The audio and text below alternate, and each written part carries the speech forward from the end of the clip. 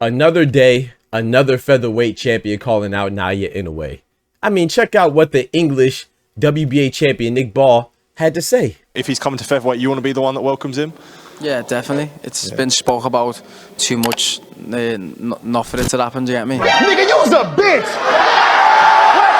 Oh, but it gets better. The American IBF champion Angelo Leo, after defending his belt against his mandatory Tomoki Kameda, look who he called out. If I would fight in a way if he moved up, and I'm all for it. He's pound for pound one of the best fighters. That's what I'm in this sport for, is to be the best. Nigga, you was a bitch! Now, the only person that gets a pass, the only two people that get a passes are the American WBC champion Stephen Fulton and the Mexican champion, WBO champion Rafael El Divino Espinosa. Because, Stephen Fulton, at least he said he's potentially moving up for his next fight against O'Shaquie Foster, going up to 130, so he'll struggle to make the weight. You trying to unify? No. Or you trying to go undisputed? I'm trying to go up. You trying to go up in weight? But he did even say that, hey, he's willing to fight the other champions. And then Espinosa, he's the only one that addressed the other champions as a potential fight later. Yo voy a salir a hacer lo mismo, que es salir a ganar, salir a tirar golpes, es lo que me gusta y es lo que le gusta a la gente, entonces cualquier pelea. I think that with all champs, there are potential interesting fights. They all have various commitments. We'll see how they fare in their fights. I like that. The people like it. And so I think any fight will be good for me. So I'm not going to lie, man. If you're a featherweight champion right now and you're targeting a super bantamweight champion, I don't care how great he is, and you're not even acknowledging the other three champions that you have in your division, then I'm starting to think that, Nigga, you was a bitch! I mean, what other way is there to put it? If I tell you I'm good, probably you will say I'm boasting. But if I tell you I'm no good, you know one line. Yo, what's good, Boxing Talk family? It's your boy, Dr. Boxing Talk, back for another YouTube video. Banger, man. Yes, sir. Yes, ma'am. I know what time it is. The doctor's in the house, man. So check this out. Now, as you saw for the intro, man, these featherweight champions are starting to disgust me a little bit. You know what I'm saying? Shout out to the American Saul Sanchez, excuse me. I meant to say Angelo Leo. I'm thinking a whole other weight class. Shout out to the American featherweight champion Angelo Leo. He did his thing against Tomoki Kameda in Japan, and he won a very close fight. I personally thought that he won for a scorecard of 115-113. We watched that live, you know what I'm saying? Shout out to everybody that came through, because we watch all the boxing fights. We don't just talk about it and pretend. Ain't no cap in our rap. We don't fake it till we make it. We just make it, you know what I'm saying? So yeah, man, so shout out to Angelo Leo, but I was very disappointed his post-fight interview. He didn't call out the WBO champion Rafael Espinosa. He didn't call the WBC champion Stephen Coolboy Fulton. He didn't call the WBA champion Nick the Wrecking Ball. He called out Naoya Inoue. What? Now, don't get me wrong. I understand Naoya Inoue, he's the boss, right? Everybody from 126 to, I'll say, about 115 wants to fight him because he's a cash cow. He's the revenue generator of the small division, so it makes sense. However, I lose a little respect when you're calling out a guy that hasn't even made it to your division yet. He's still at 122, so I don't care how great he is, which he is great, top 3 pound for pound between him, Terrence Bud Crawford, and Alexander Usyk. It just seems a little bit scary. Nigga, you was a bitch! That you're not even calling out the other champions of your division. Don't you think that with the rumors being that he's targeting Nick Ball, if he potentially does move up to 126, don't you think it would behoove you to maybe call out Nick Ball?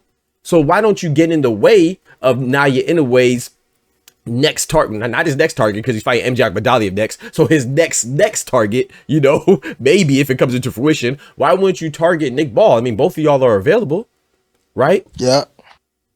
Nick Ball just beat TJ Doheny trying to get a Naoya Inoue fight, so he thought that fighting TJ Doheny, a guy that just came off of a stoppage loss to Naoya Inoue at a weight class below, he thought it was appropriate to defend his title against a guy moving up, coming off a stoppage loss to TJ Doheny, and feels like that's going to get him in the Naoya Inoue sweepstakes, and he might be right, because I think that is the fight that's going to happen, most likely, if Inoue does go to featherweight. But even still, at the same time, if you're Angelo Leo, you just beat your mandatory. Why wouldn't you call out Nick Ball to try to get in the way if you know that Naoya Inoue is targeting Nick Ball because he's a champion? Then you could be a unified champion. Wouldn't that up your stakes? Yeah. Wouldn't that up your chances to get Naoya Inoue? Yeah. And if you're Nick Ball, instead of fighting TJ Doheny, why don't you try to fight Rafael Espinosa and be a unified champion? Don't you think that you'll be more attractive for Naoya Inoue? Yeah.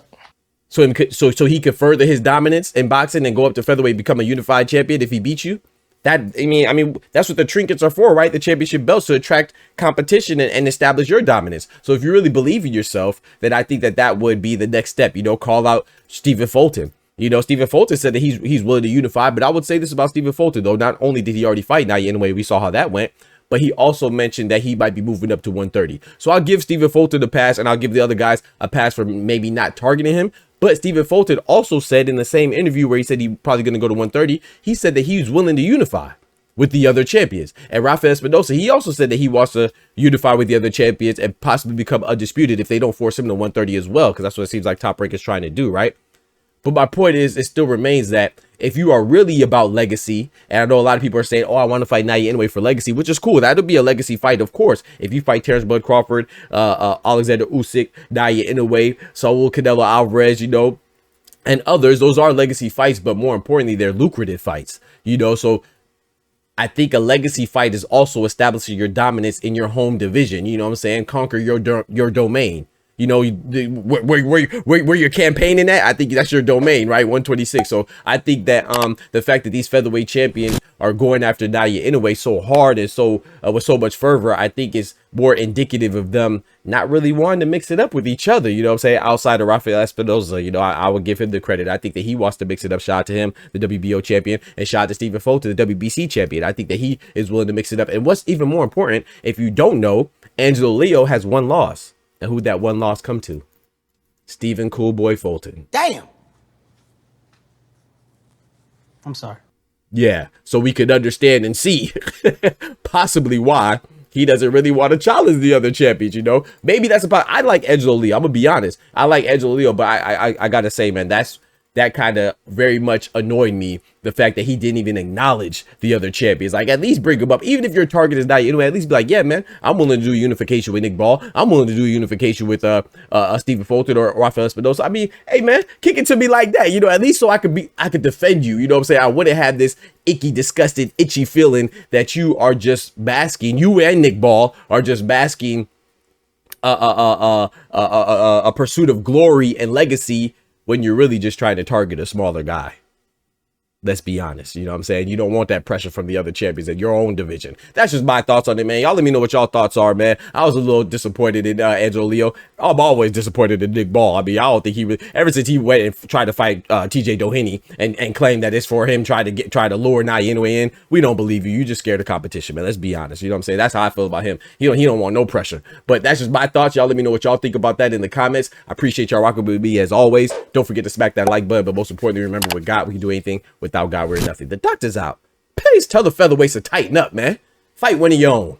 From the hood to college, both worlds they had to meet. 6 degrees between us, so cold we're about to freeze. But we're Florida boys, hot takes, we bring the heat. We're moving the culture, the engineers to the streets.